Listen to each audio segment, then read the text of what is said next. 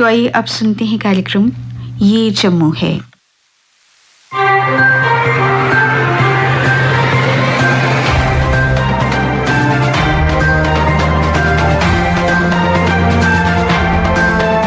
श्रोताओं नमस्कार, कार्यक्रम ये जम्मू है में आप सबका स्वागत है। आज के अंक में शामिल है एरोमा एंड एग्री स्टार्टअप्स के बारे में जागरूकता बढ़ाने के उद्देश्य से हुआ एक कार्यक्रम का आयोजन। जिला रामबन के एक समाज सेवी ने अपने इलाके की समस्याओं को किया उजागर। Non gazetted police pensioners forum ने अपनी मांगों के समर्थन में किया धरना प्रदर्शन। जिला उधमपुर के एक समाज सेवी ने तहसील चिनैनी के निवासियों की परेशानियों का किया खुलासा। J&K लॉन टेनिस एसोसिएशन द्वारा किया गया 3 दिवसीय लॉन टेनिस सीरीज का उद्घाटन। और श्रोताओं, जिला कठुआ के 2 सामाजिक कार्यकर्ताओं ने तहसील बनी और तहसील लोहाई मल्हार के लोगों की मुश्किलात को रखा सरकार के समक्ष। पर सबसे पहले अपनी बात। आगामी 2-3 महीनों में देश की लोकसभा के चुनाव होने जा रहे हैं और यदि लोकसभा के चुनावों में 6 महीनों से कम समय बचा हो तो अक्सर इंटरिम बजट अर्थात अंतरिम बजट पेश किए जाने की प्रथा है। लिहाजा वर्तमान सरकार के दूसरे शासनकाल का अंतरिम बजट 1 फरवरी को केंद्रीय वित्त मंत्री निर्मला सीतारमण ने लोकसभा में पेश किया।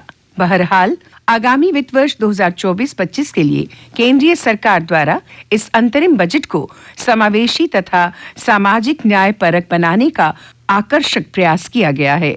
अमृतकाल में 2047 तक भारत को विकसित देश बनाने की सरकार द्वारा जो परिकल्पना की गई है, उस दिशा में ले जाने के लिए इस बजट को एक पुख्ता आधार माना जा रहा है। इसीलिए इसमें इंफ्रास्ट्रक्चर डेवलपमेंट के लिए 11 लाख करोड़ से अधिक की राशि निर्धारित की गई है तथा सरकार द्वारा अपनी सुधारवादी नीतियों को जारी रखने की नीति की भी यकीन दहानी की गई है। सरकार द्वारा कुछ एक चीजों को छोड़कर कोई लुभावन वायदे तो नहीं किए गए हैं, परंतु बेघर गरीबों के लिए आगामी 5 साल के अंदर 2 करोड़ सस्ते घर उपलब्ध करवाने का वायदा जरूर किया है। इसी प्रकार नए स्टार्टअप्स को प्रोत्साहित करने, किसानों तथा महिलाओं को सशक्त बनाने के सिद्धांतों की दिशा में पेशकदमी के संकेत भी इस बजट में जरूर मिलते हैं। हाँ, आयकर भरने वालों की हालत को यथावत छोड़ दिया गया है। राशन व फर्टिलाइजर्स की सब्सिडी में कुछ कटौती की गई है और महंगाई कम करने की दिशा में भी बजट मौन है। अपने अंतरिम बजट में जम्मू कश्मीर के लिए रखे प्रावधानों में वित्त मंत्री ने लगभग 37,000 करोड़ की राशि का उल्लेख किया है। इसके तहत किश्तवाड़ की रतले, कीरू और कवड़ पन बिजली परियोजना पर काम होगा तथा तवी और झेलम के सैलाब से प्रभावित होने वाले क्षेत्रों में बचाव के पुख्ता प्रबंध किए जाएंगे। इसमें कोई संदेह नहीं कि प्रत्येक बजट जनहित, विकास, सुरक्षा तथा उज्जवल भविष्य की परिकल्पना के साथ तैयार किया जाता है और अब का ये बजट भी यही बातें परिलक्षित करता है। लेकिन प्रजातंत्र में हर किसी की अपनी अपनी नजर होती है और अपना अपना नजरिया होता है, इसलिए ये बजट भी आलोचनाओं से मुक्त नहीं है। लेकिन एक बात तो नुमाया है कि ये बजट बुनियादी ढांचे को मजबूती देने वाला दिखाई देता है और इसलिए इसे विकसित भारत के निर्माण की दिशा में उठाया गया पहला कदम कहा जा सकता है, क्योंकि जब आगाज अच्छा हो तो अंजाम भी अच्छा होता है।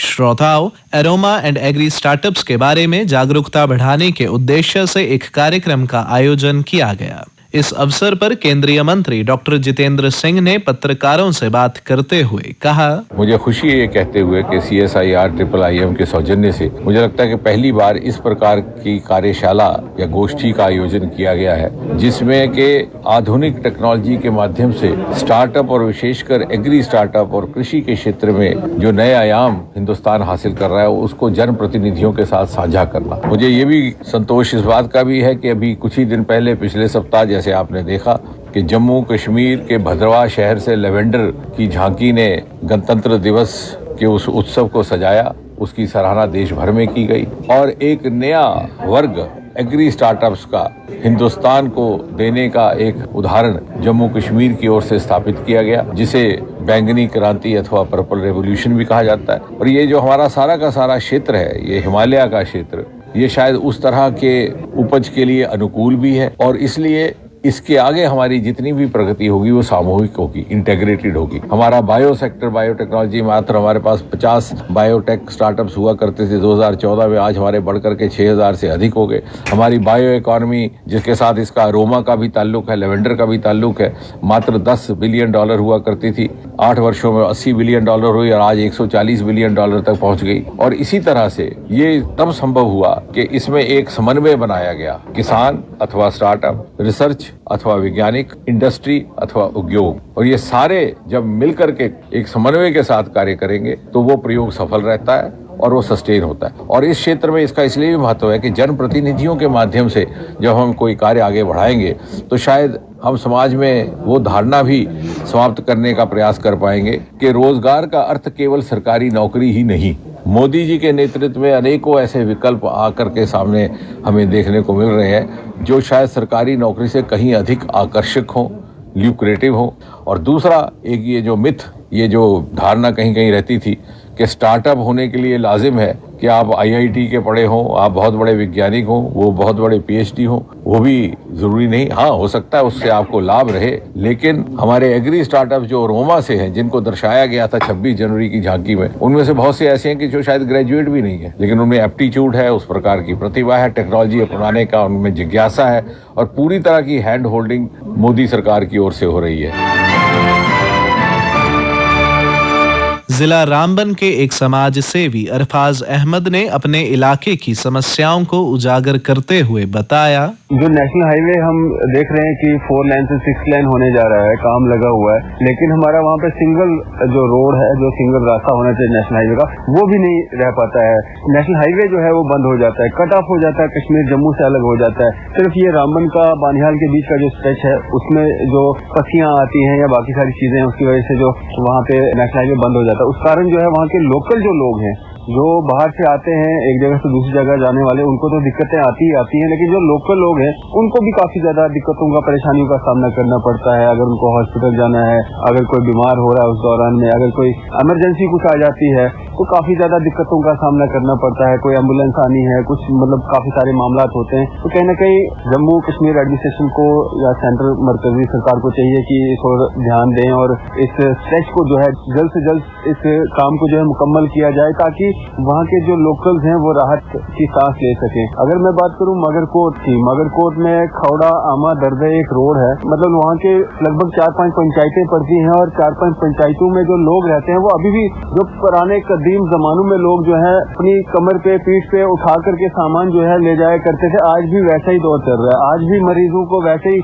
लाया जाता है, ले जाया जाता है। आज भी उसी परेशानी से लोग जो है दो चार हो रहे हैं। अभी भी लोग जो है इंतजार कर रहे हैं कब वो आमा दर्दे का रोड जो है वो बने और लोगों को एक राहत भरी सांस मिले। कल non gazetted police pensioners forum ने अपनी मांगों के समर्थन में धरना प्रदर्शन किया। अपनी मांगों को उजागर करते हुए फोरम के अध्यक्ष अजित सिंह ने कहा, ये जो हमारा पे अनोमली का मसला है, तो हम आपके माध्यम से ये कहना चाहते हैं कि इस मसले को जितनी भी हुकूमतें आई हैं सबू से हमने रजू किया, तो किसी ने इसके बारे में सीरियसली नहीं लिया। उसके बाद अभी रिसेंटली पिछले साल 21 जनवरी को हम LG मोदी से मिले थे। उन्होंने बोला था कि अगर आपका मसला जेन्युइन हुआ तो इसको हम वेरी शॉर्टली हल करेंगे। तो लिहाजा अब साल हो गई है, तो हमें भी उम्मीद लगाए बैठे थे कि हमारा मसला हल होगा, लिहाजा आज तक हमें इसका कोई पॉजिटिव रिस्पांस नहीं मिला। तो लिहाजा आपके माध्यम से हम ये फिर LG साहब से गुजारिश करना चाहते हैं कि इस बेराने मसले को जल्द से जल्द हल किया जाए। जिला उधमपुर के एक समाज सेवी इदरीस मोहम्मद ने तहसील चिनैनी के निवासियों की परेशानियों का खुलासा करते हुए बताया, हमारी पंचायत नोगलता B और A दोनों पंचायतें इकट्ठी, पहले एक ही थी, अब 2 बनी है। तो मैं अपने रेडियो के माध्यम से बताना चाहता हूँ कि हमारे नोगलता तहसील चिनैनी के अंदर काफी समस्याएं हैं। वहाँ पर अगर देखें एक पुल की जरूरत है, वो जो एक मासी स्कूल के सामने से एक नाला पड़ता है, बहुत बड़ा नाला है, और वहाँ कम से कम उस पुल से आगे कम से कम 50,000 घर, नॉर्मल नहीं है, एक छोटी बात नहीं है, 10 घरों को भी एक पुल दिया जाता है एडमिनिस्ट्रेशन गवर्नमेंट की तरफ से। ये जो 7 पंचायतें और पड़ती हैं वहाँ पर, तो वहाँ पुल की डिमांड सदियों मतलब सालों से वहाँ से उस पुल की डिमांड की जा रही है।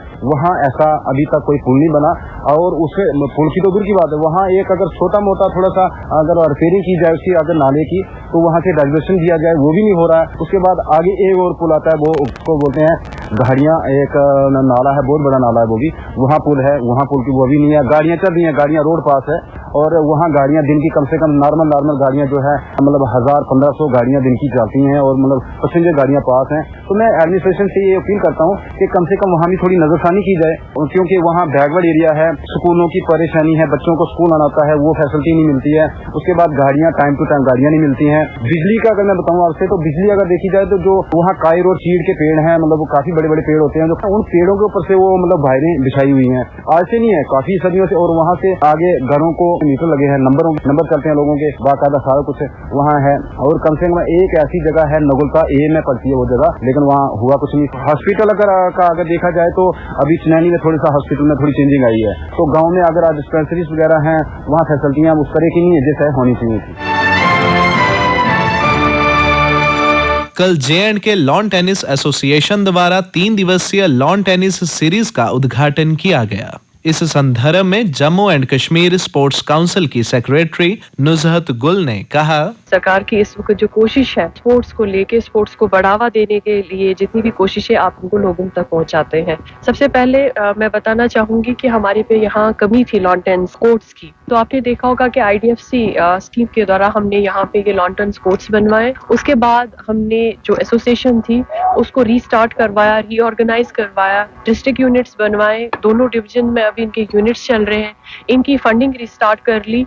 और इन्होंने यहाँ पे शाम को अगर आप यहाँ पे आएंगे, कोई 200 के बच्चे ये ट्रेन करते हैं और डिफरेंट तरह के टूर्नामेंट से ऑर्गेनाइज करते हैं। जब यहाँ फैसिलिटी थी, जब इनकी फंडिंग स्टार्ट हो गई, सरकार ने इनको पुश दे दिया, इन्होंने एक्टिविटी स्टार्ट की। आप ये एक्टिविटी जब पेरेंट्स तक पहुंचाएंगे तो आपकी वसादत से, आपके माध्यम से और ज्यादा बच्चे आ जाएंगे। और हमारा जो सरकार का इस वक्त है कि ज्यादा से ज्यादा बच्चे, एडमिनिस्ट्रेशन चाहती है ज्यादा से ज्यादा यूथ इंगेज हो स्पोर्ट्स में। वो तब तक मुमकिन नहीं है जब तक आप लोगों का साथ नहीं होगा, आप लोगों की dissemination of these assets, of these infrastructure and these activities जो भी स्पोर्ट्स काउंसिल कर रहा है अलॉन्ग विद डिफरेंट एसोसिएशन। तो आपसे एक गुजारिश है, आप सबको अपने डिफरेंट चैनल्स के द्वारा बताएं कि यहाँ एक फैसिलिटी अवेलेबल है, फ्री में कोचिंग है, फ्री में एक्सेस टू इंफ्रास्ट्रक्चर है एंड प्लेटफॉर्म अवेलेबल है for different level of tournaments. तो ज्यादा से ज्यादा बच्चे हमारे पास साथ जुड़ेंगे।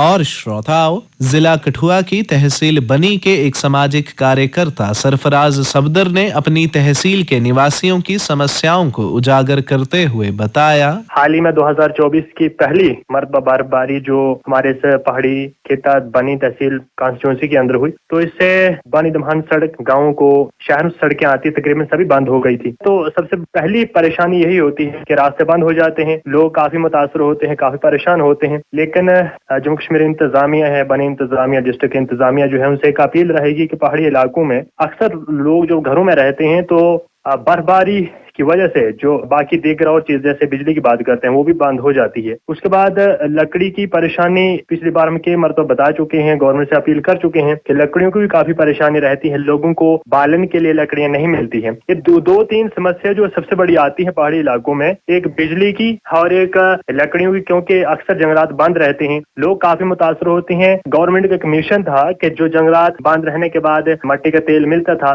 उससे लोग गुजारा कर लेते थे, जैसे स्टोव वगैरह इस्तेमाल करते थे।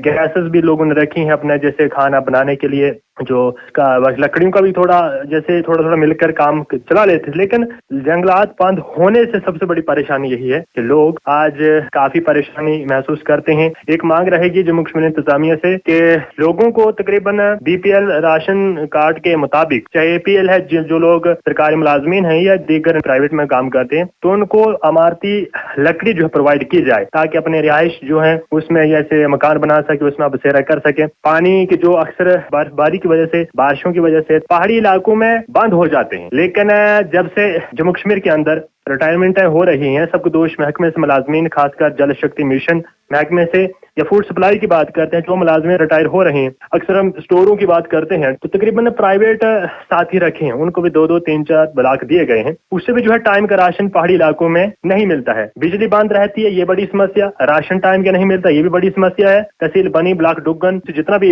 इलाका है, बांजल बटवाल तक जो है, सबसे बड़ी एक ही मांग मरकजी सरकार से, जम्मू कश्मीर इंतजामिया, डिस्ट्रिक्ट इंतजामिया और जो लोग तहसील बिलावर में फाल करते हैं, बिलावर इंतजामिया से बनी इंतजामिया, जो बनी तहसील के अंदर लोग फाल करते हैं, उनसे दोनों इंतजामिया से मांग रहेगी कि लोगों की इन तमाम समस्याओं पर ध्यान दिया जाए और जो भी मुश्किलात परेशानी आए उनको हल किया जाए। और कि हमारे जब से PMGSY सड़क बनी दमहान और लोही मलाहर, दौला, कोटी के लिए, चंडिहार के लिए, बजेडी इलाके में जो भी रोड नए बने हैं PMGSY की 2023 में, और जैसे इस साल अभी शुरुआत हुई, फरवरी का माह जारी है, तो जो पिछले रोड हैं, लोगों की जो भी अराजी जमीन रोड में चली गई है PMGSY सड़क में, उनका क्लेम जो मुतालबा लोग कर रहे हैं कि हमें क्लेम मुआवजा दिया जाए, वो आज तक नहीं मिला है। हम एक पुरजोर पूरे अवाम की तरफ से मैं मांग करता हूँ कि हमारे लोगों का जो भी मुआवजा है, जो लोग हमारे इन इलाकों में रहते हैं, उनको मुआवजा दिया जाए ताकि अपने रोजगार को वो खोलें। हमें एक इनाम, हमारी जो जगह अराजी गई है रोड में, यानी उसका हमें पैसे मिलेंगे,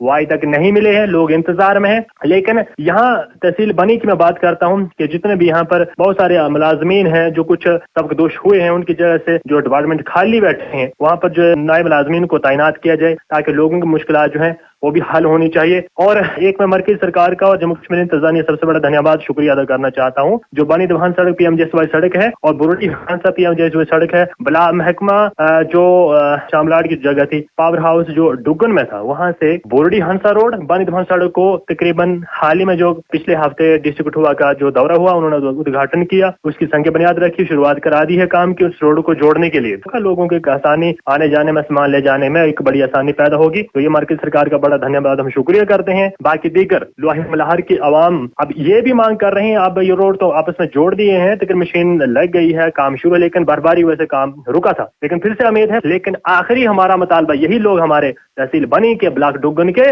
पूरी आवाम यही चाहती है कि दमहान से देरीगाला, लोही मलाहर, मशेडी, डिस्ट्रिक्ट उधमपुर के साथ रोड को जल्द से जल्द जोड़ा जाए। और हम धन्यवाद करेंगे मरकजी सरकार का कि जब ये रोड ढग्गर से लोही मलाहर डिस्ट्रिक्ट उधमपुर के लिए अगर मिलाया जाता है तो हमारे लोग ये आने जाने में, सफर के लिए भी आसानी पैदा होगी, कश्मीर वैली में और लेह लद्दाख में जाने के लिए बहुत बड़ी आसानी पैदा होगी, और जो है टूरिज्म में बड़ा इजाफा होगा। गवर्नमेंट की जो इकानमी है, जो रोजगार के मतलब साधन जनरेट होंगे, टूरिस्ट बाहर से आएंगे, रोजगार के जो साधन है वो यहाँ की आवाम को, यहाँ बेरोजगार बहन भाइयों को वो भी मिलेंगे। इन्हीं के साथ जिला कठुआ की तहसील लोहाई मल्हार के एक समाज सेवी मोहम्मद रफी ने अपनी तहसील की मुश्किलात को सरकार के समक्ष रखते हुए बताया। हमारी पहली समस्या जो है कि हमारा जो पोस्ट ऑफिस लोहाई का है, 3 महीनों से यहाँ पे कोई जो पोस्ट ऑफिस का मुलाजिम जो है यहाँ पे कोई काम नहीं कर रहा है। 3-3, 4-4 महीनों की जो हमारी डाक वगैरह है, चाहे वो पैन कार्ड हो, आधार कार्ड हो या पासपोर्ट हो, जितनी भी हमारी फैसिलिटी जो पोस्ट ऑफिस की है वो बंद पड़ी है। दूसरी हमारी समस्या जो है